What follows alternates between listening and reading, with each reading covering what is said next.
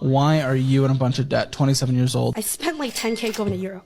Whoa. Yeah, for 5 weeks. And I know that it's not going to make me look good and people are going to have opinions about this, but I honestly do not regret that for a second. Well, all right. It gave me like a reason to want to live again. Honestly, when I quit my job, I had 10 to 15K saved up. Like wow. as emergency Why'd you quit your savings. job? It was a tough work environment. It was basically one of those things where the boss felt like a Bravo reality TV show. Like he was the villain, but also like super hectic and a lot going on. So I'm grateful for the experience. Man, I mean, that's a lot. 10K for a trip, and I know I get it. Sometimes you're going through tough times and you want to take that nice trip, you want to treat yourself, and maybe you're going through bad times mentally. And as always, you should always prioritize that. Maybe there's other ways instead of spending 10K on a trip. Maybe you could spend less. Maybe you could do like a quick vacation somewhere more nearby. Doesn't have to be as extravagant. Again, maybe she makes $1 million. Maybe 10K is actually nothing. But again, assuming she makes like average income, let's just say even if she's making like 50, 60K, I mean, that's a good chunk of her money. Let's just say she even makes like 50K. That means it's already 20% on a single trip for the whole year that she's making. But again, it might be one of those experiences that can change your life and everything. So that's always a thing. But man, being 10K in debt is quite a lot of money, and it's going to take a while to pay back, regardless if you're making those payments, the monthly payments, the minimum payments on your credit card. It will take some time to recover from that. But then who knows? I don't know. It's like maybe, I don't know. Do you just keep going down this rabbit hole? You're going to need another trip like a year from now. Maybe you should go into therapy. That might be something better to do. Maybe still treat yourself like a $1,000 or $2,000 trip or a $3,000 trip, which you can still get pretty far. Even, let's say in the States, maybe go to Vegas or something, have a nice trip, or whatever, one of the bigger cities that you wanted to see for a while. And yeah, just kind of just treat yourself, or like a staycation where kind of just rent out a hotel and just like treat yourself, get room service, whatever. Keep it local. You can still use your same car and kind of cut down your costs while still kind of treating yourself and kind of just like, disappearing from life for a little bit, treating yourself and just taking that vacation for yourself. So I'm not gonna have any audio for this, unfortunately. There's some copyright music as usual. But it just says, me last summer when I was almost 70K in credit card debt, had no income, which I wonder how you're even able to get that much credit utility. Maybe she had a job, that's how she even got it that high. And then she decided to take a trip to Paris, Spain, and Greece for 2 weeks.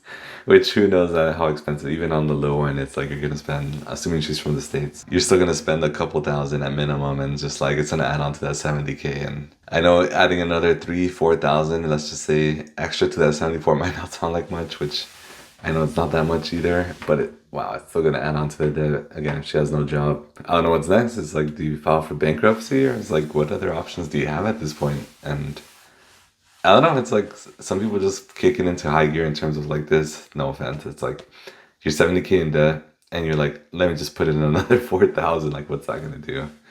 And I don't know, maybe eventually it's like sometimes people need those, like, people need that slap on the wrist or something. Not necessarily slap on the wrist, but you need that moment to happen where it's like, okay, now I reached my credit card limit. There's no more money, and now I have to start paying it back. And it's like, what do you do? I don't know. Meant to live an uncomfortable life. Yeah, I mean, this is the same video as the last one, the same girl and everything. So besides doing that trip and everything, and she was recently divorced as we see here, she's 32. I guess it's probably the same grip to Greece, Ubering everywhere, ordering sugar fish for dinner, getting weekly massages, and hiring a $450 an hour Reiki healer. I'm not sure what that is exactly, but I'm guessing it's for mental health or whatever it is. Regardless, it just seems like this is kind of what I mentioned in that last video. It's just like, it's like I'm already 70K in debt. What's another $4,000 trip? What's another $450 an hour every, who knows, maybe every week, every 2 weeks, every month? It's just like, I feel like at some point, some people just see that as like, it's endless. It's just something you have to just deal with. And that's what life is. And just keep going deeper and deeper into the hole and just feel like it's endless. And just, what's another 2 feet hole inside of like 100-foot down hole? It's like no one's gonna notice. I don't know. It's like, I think you gotta pause and start like digging yourself out of the hole, filling the hole, whatever you want to see like that. But I don't think going in deeper is gonna make it better. I think you gotta have like a cutoff limit, and it shouldn't be your credit card being your credit card limit that stops you. Afterpay is getting out of hand. Once I pay off this little purchase, I am deleting the whole entire app. You can pay monthly now on anything that's over $400. And Expedia is on the list now. Yeah, I mean, that's pretty dangerous. I mean, this is 2023 from the video. Anything over 400, just put it on Afterpay, just pay it monthly, whatever, pay it over time.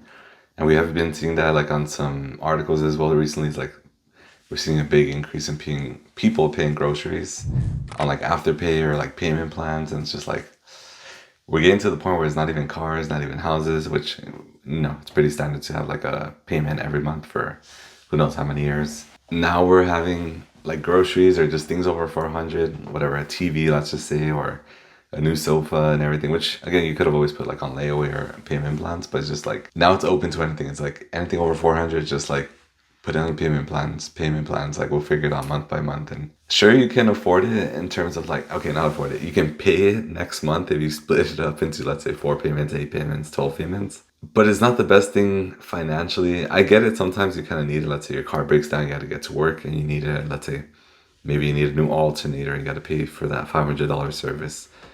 And it's like, yeah, you can split it up if you really need to, so you can get to work and kind of just like maintain even bringing in money. But there's got to be limits. I don't know. It's like this can be abused in a lot of bad ways. It's weird. It's like the government, in a sense, I guess, allows this. I'm not sure if that's entirely true, but it's like they open up these doors for people to try to make like good decisions. Like again, the alternator or your car breaking down or something like that, and you have to kind of fix it in a sense.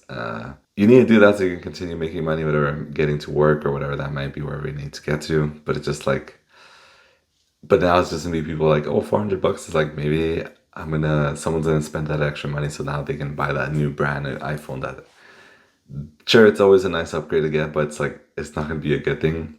But who knows? It's like, should I just, if it's already anything 400 over, should I just go crazy and just put everything on payments? And just like, no, it's like, don't do that. But I get how some people can abuse this in a bad way and just be like, oh, just put on a payment plan. And just like, what's gonna be the end to that? Is gonna be once you reach like your monthly income of like everything's just on payment plans, which is basically living paycheck to paycheck, which I don't recommend. Again, what if now your car breaks down again and everything's already on payment plans? All your money's already going to whatever these Afterpay things or Klarna, as you've seen on some sites. And it's just like, it's crazy.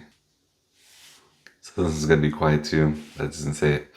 Bankruptcy is low key lit. I used credit cards to go on a luxury vacation after I got disbarred from being a lawyer, $35,000 in debt, and all I had to do was file some paperwork to make it go away. Dave Ramsey would be proud of me. I'm debt free now. Oh my god.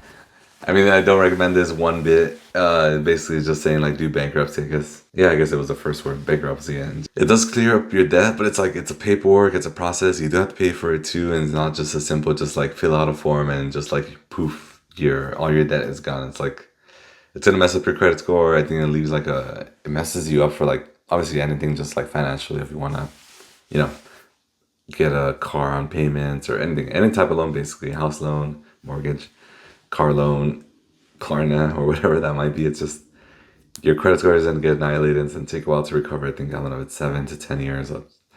But I don't recommend this. Like bankruptcy is like the final, like it's something you should do if like you really have zero options, but don't be like, as we saw the previous video, it's like don't build up to having like an infinite amount of debt just to reach that amount and be like, okay, I think I've reached bankruptcy limits. Let me just file for bankruptcy and clear all my debt. That's not a good way to see your debt. I don't recommend that. Sure, you can keep going to that, but it's like, don't go all in. This is one of those things to not go all in. This one's gonna be the same thing. I think there's some music and it's be a little careful, but kind of want to just throw these in there. You're 50K in debt, but you work remotely, so you decided to pay it down with the view of Greece versus struggle on the US. Oh man, it kind of goes into the same philosophy that we've been seeing throughout these videos. It's just, you're at 70K, 50K as this video, and just like, what's another 2,000? Why don't I just, if you're remote, why not just do it out there in Greece and work out there? And just, the views gonna be nice regardless, but I don't recommend you doubling down and going to every country, going to, let's say, China and working remotely there, going to Mexico and whatever, the nice beach, and just like working remotely at the beach and taking your meetings. And you are getting paid. Some people might argue that, like, sure, I'm still getting paid. Or maybe I took a cheaper trip to, let's say, you're in the US, you go to Mexico instead of going to Greece, which instead of, let's say Greece, might spend a few thousand to go out there, let's say 2,000 budget limit for a week or something, I don't know how. Compared to, you could go to Mexico for a lot cheaper, and you're like, oh, you just argue, it's like, I'm still making money, which is true.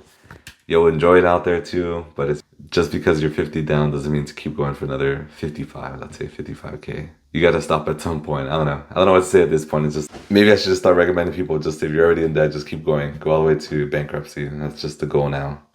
Maybe instead of being like Dave Ramsey of saying, get out of debt, just go all the way to bankruptcy, which I don't recommend. Again, bad financial advice. But maybe I just need a joke at this point of being just like, go all the way the wrong way. Just go all the way that way. Just keep going.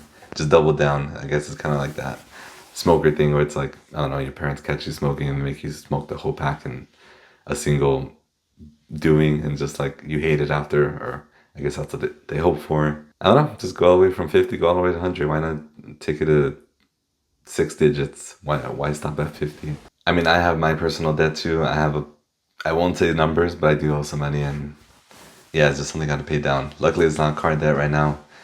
It's decently good and bad debt. I honestly have a little bit of both good debt and bad debt, but I'm trying to deal with the bad debt right now. Again, it's something you should always do, but again, we're all struggling in our own way financially, and again, it's tough regardless of what you're doing, and whatever money you're bringing in, it's still pretty tough out there, even if you're breaking, let's just say, a lot of people think just break 6 figures or make 10K a month and you'll be fine. It's just like, it's tough out there. So I get you guys. And again, if you like these videos, like and subscribe, and keep doing these finance videos. Kind of enjoy these.